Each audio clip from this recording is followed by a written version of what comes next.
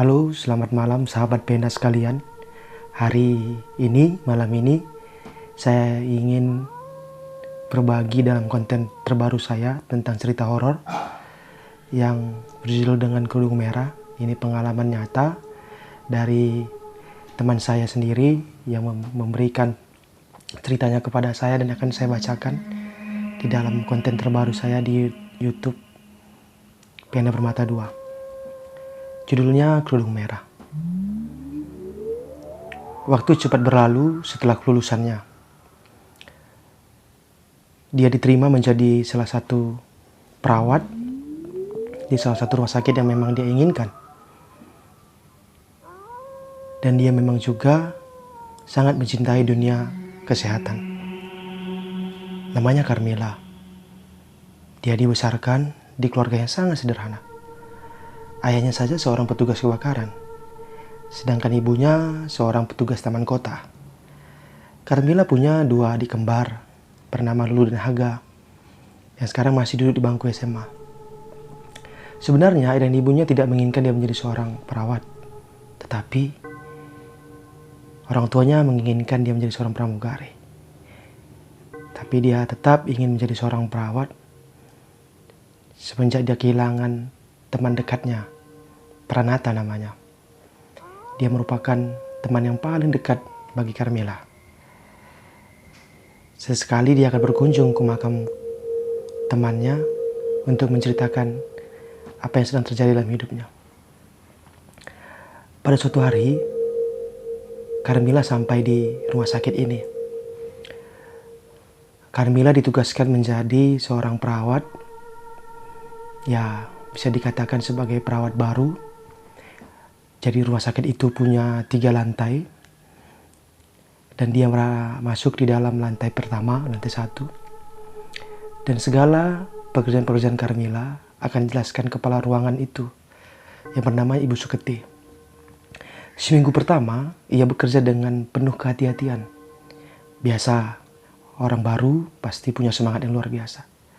Tetapi sudut mata Carmilla tidak pernah lepas dari sosok adik kecil yang terbaring di sudut ruangan bangsal. Jadi rumah sakit itu punya ruangan bangsal, ruangan yang rame kamarnya, dan adik itu sesekali duduk dan bermain dengan bonekanya. Tanpa dia sadari bahwa adik itu ingin bermain dengan Carmilla. Hari-harinya dijalani dengan bahagia, rasa semangatnya sangat-sangat menggebu-gebu. Sesekali adik kecil itu memberanikan memulai percakapan dengannya. Bahkan Carmilla juga mulai percakapan.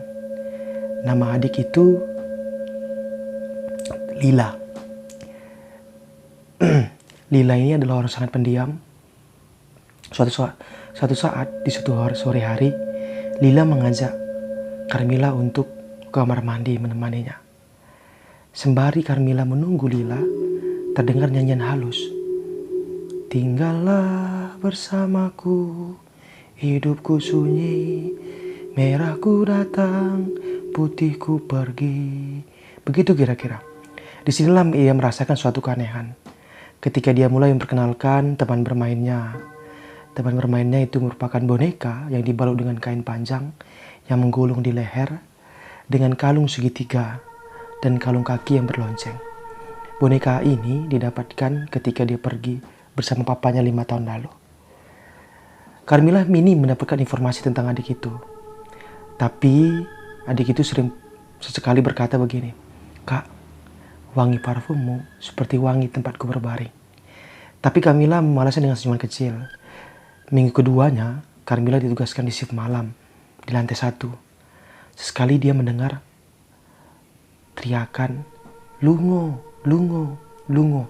Dan itu selalu terdengar di pukul 23, pukul 11 malam. Di waktu itu memang sangat sepi, keadaan sangat mencekam, dan terdengar seseorang memakai sepatu heels. Tok, tok, tok, tok, begitu. Begitu yang dirasakan Carmilla dalam 2 minggu di rumah sakit yang sekarang menjadi bagian yang paling penting dalam hidupnya. Kemudian Carmilla juga menceritakan bahwa semasa kecilnya dia jarang bersentuhan dengan dunia mistik. Contoh saja kematian Pak Roto, tetangga sebelahnya. yang meninggal di kamar mandi dengan keadaan gantung diri, dan bagian dada bersimbah darah, serta ada goresan menyilang, semacam tanda iblis, kata orang-orang yang menyimpulkan. Dan memang Carmilla bersikap biasa aja. Carmilla menganggap kematian Pak Roto sudah merencanakan kematiannya, sehingga tidak meninggalkan jejak kriminal. Pada suatu itu Carmilla menghubungi temannya yang bertugas lantai 3, tapi tidak terhubung. Dengan beraninya, Carmilla mencoba mengikuti arah suara hentakan kaki itu. Sembari dia berjalan, dia mendengar suara yang sedang berkomat-kamit.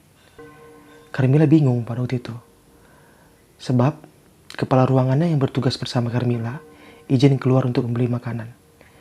Semakin dekat, dirasakan suasana semakin aneh, semakin dingin, semakin mencekam. Dan akhirnya, Carmilla sampai di sumber suara. Dan dia sangat-sangat tercengang, bingung. Kakinya terasa berat, kepalanya terasa membesar. Dan Carmilla merasakan pupilnya mengecil. Dan serasa ada rambut memanjang yang mengitari kaki sampai kepalanya. Carmilla ingin berteriak, tapi suaranya pelan terasa. Dalam hatinya, ia mulai membaca mantra yang dulu sempat kakek Carmilla ajarin. Nah, Carmilla adalah seseorang dari orang yang memang mempunyai dunia magis yang sangat kental, karena merupakan orang salah satu suku yang dia miliki mempunyai kekuatan magis yang sangat cukup besar. Contoh mantranya begini: rimbaku, rimba sana, wujud tak berwujud. Kemana kamu masuk, ke situ dia pergi. Langkah kakimu, langkahku. Carmilla mengulangnya berapa kali. Carmilla merasakan badannya sudah melayang dan dia terus berusaha. Ture, ture, ture. Begitu teriaknya. Sendi kaki dan tangan Carmilla mulai lemah. Penglihatannya mulai kabur, tapi sempat dia melihat ada perempuan parubaya membawa keranda yang di atasnya adik perempuan yang dilihat di bangsal tadi. Mereka menuju anak tangga yang belum pernah dilihatnya sebelumnya. Setelah itu dia mendengar bisikan telinga gitu. Mila, aku rindu. Di mana kau sembunyikan anakku? Terdengar sesekali tabas pengwen-wen. Nah, ini salah satu suku yang dimiliki Carmilla. Tabasnya begini. Tabas itu semacam mantra di salah satu suku ini. Hong kalasa, kalasa hong. Hong kalasi, kalasi hong. Nini kami si Malangsang, nini kami Raja Kalupung. Suruh juak-juak duku sidar berteng, pepulung krina sila teng-teng. Sir kuasa tapi anjang, sir kuasa tapi genjang. Sir bahan nembah nini gelang, suri babana kubiku ganjang. Carmilla ditempatkan di suatu ruangan yang ada di rumah sakit. Dengan nafas yang tersengal-sengal, Carmilla diseret dengan tali kapal yang terikat di kakinya. Nabu namanya. Seseorang berkulit legam dan mata merah. Nabu mengendarai kuda putih dengan tongkat emas di tangan kirinya. Sesampai di ruangan bawah tanah itu, terlihat adik bangsal dan Lila bersama seseorang perempuan yang berbaju putih dan bersanggul merona di kepala bersama dengan konde yang menyatu. Nabu menyela, "Nih, dia masih hidup. Tendinya masih kuat." Tendi itu artinya jiwa. Apa yang harus kulakukan? Serahkan dia padaku. Akan kuuji yang ada padanya, sahut dia. Dengan bantuan Nila, bahwa mereka merasakan sesuatu yang tidak biasa. Dengan bantuan Lila itu, Ni berusaha mengikat dan buka mulut Carmilla. Buka mulutmu Carmilla, kau jahat, kejam, dan laknat. Buka mulutmu. Siapa kamu? Kata Carmilla. Aku tak mau. Salahku apa? Di mana kau sembunyikan kalungku? Wajar Carmilla merasa bingung, takut. Waktu itu keadaannya sangat tidak menyenangkan. Dan Carmilla menyatakan seperti itu.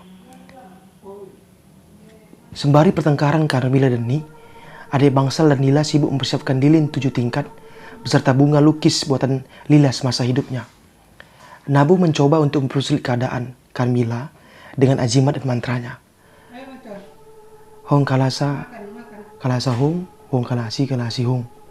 Nini kami si Malangsang, ni kami Raja Kalupung. Dua nakam erbana mang-mang, lamang si mehuli rudang-rudang. Rudang si mejile ras merim, la teralang. Gelantah beh petulung ini dilang. Gelahula penyakit na saleh ku batu kedau. Itu menjadi mantra paling kuat. Terdengar suara petir yang menyambar dari jendela di TV Bangsal. Waktu itu Carmilla, kontributor, menyatakan, dan dia bercerita bahwa ayah dan ibunya bercakap-cakap di teras rumah. "Ya, kok anak kita sudah jarang pulang ya?" tanya ibunya.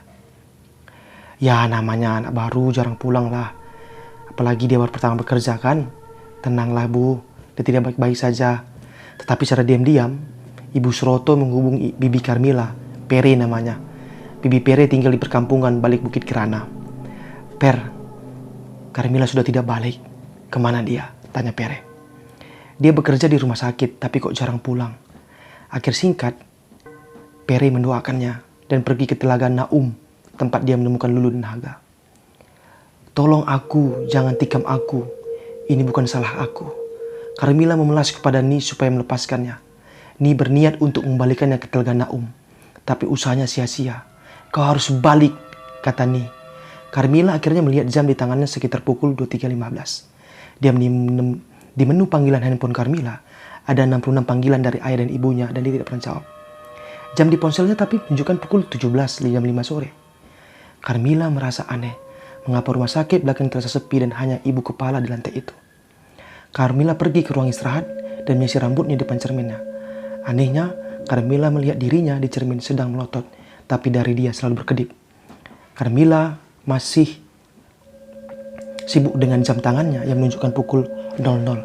Disitulah mulai keramaian muncul di rumah sakit. Ni berkata, "Carmilla, jangan sampai kedua kali ya.